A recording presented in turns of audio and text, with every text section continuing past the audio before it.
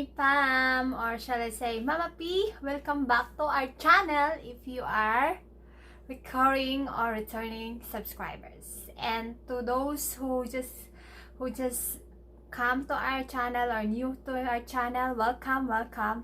And today, guys, we're gonna do unboxing, guys. But first of all, I would like to say Happy New Year to each one of you and hope you are well, safe, and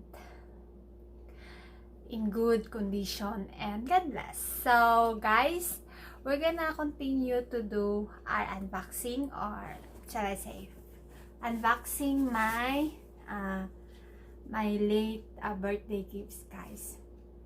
Late birthday gifts kasi ngayon ko lang babuksan. So this is from Ulta, guys. Let's go ahead and unbox. So, ipapakita ko sa inyo kung ano yung laman.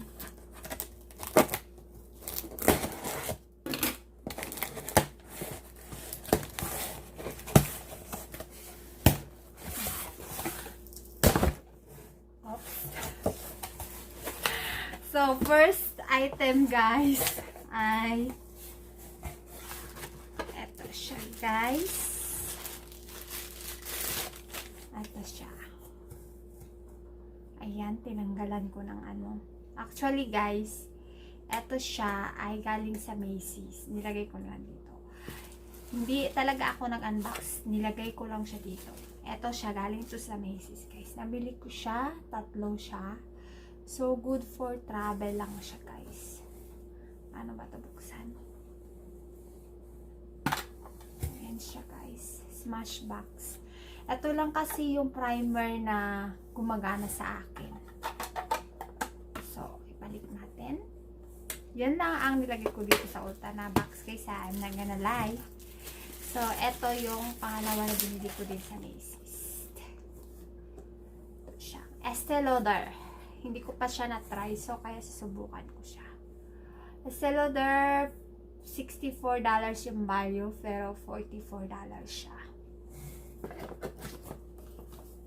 Pero nabili ko yan siya in magandang price. So guys, ito lahat na nandito, guys, galing talaga to sa Ulta. Okay? Yun kasi hindi ko na galing yun sa Macy's, tapos nilagay ko dito. Binuksan ko kasi yung box para makita ko ang laman. Pero hindi talaga ako nag-unboxing. So ngayon, nag-unboxing tayo. So eto, guys, hulaan niyo kung ano ito. Ding. Ayan siya, guys. Ito po ay lipstick. Lipstick siya, guys. From MAC. Super Fire Hit Mini Lipstick times 12 volt. So, dalian na natin mag-unbox, guys. So, paano ko siya buksan? Pakita ko lang sa inyo, guys. First time kong bubuksan to. Ayan siya, guys. Ganda ng packaging ng MAC, oh. Diba? Ang ganda ng packaging niya. So, paano siya buksan? Ganyan lang pala. Taran! Ayan siya, guys. 12. 1, 2, 3, 4, 5, 6, 7, 8, 9, 10, 11, 12. So, I'm gonna make a video na mag-swatch ako nito next time. Okay? So, ito na ngayon. So, next one is eto. Urban Decay Holiday Hall of Fame. Actually, guys, nabili ko to siya during Thanksgiving week. And then, pinagpalagay ko na birthday gift ko sa aking self. Once in a while, bumili talaga ako ng lipstick, makeup, guys, like once or twice a year.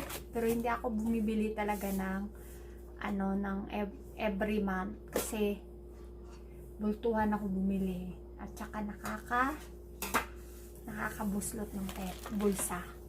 So ito siya, guys. Ito lang talaga ang habol ko, yung eyeshadow primer potion.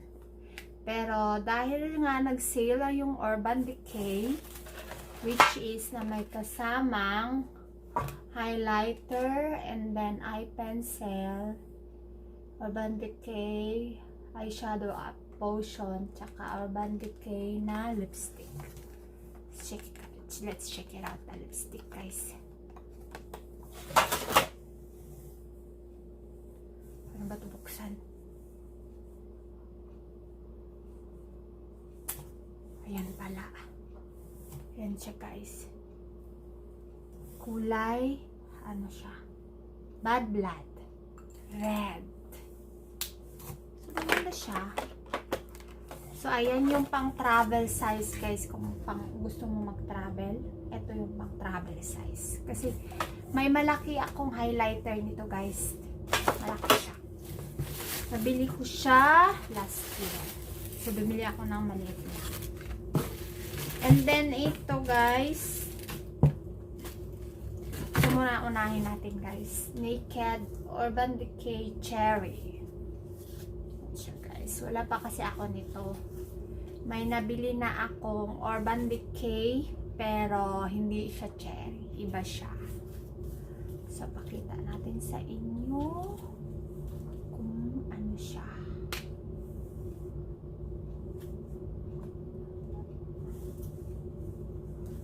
Ano ba ito buksan?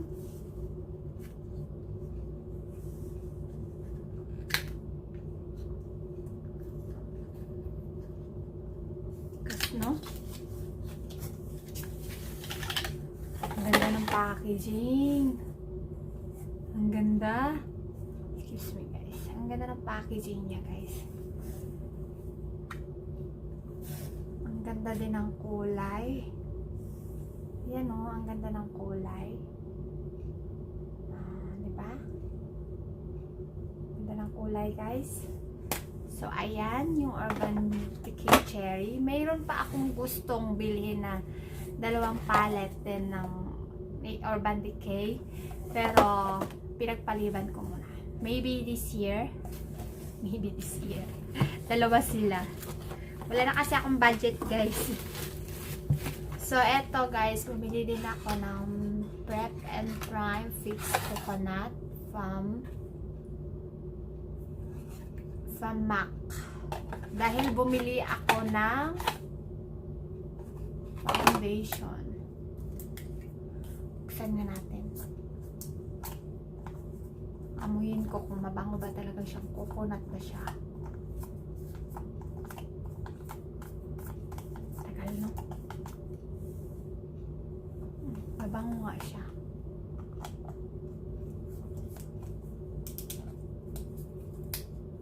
Ayan siya. And then, last but not the least, eto. Bumili ako ng matte coverage. Shine control na foundation. Bumili ako ng foundation pero wala pala akong powder foundation. So, binigyan ako ng Christmas gift ng mother-in-law ko. Ulta na gift card.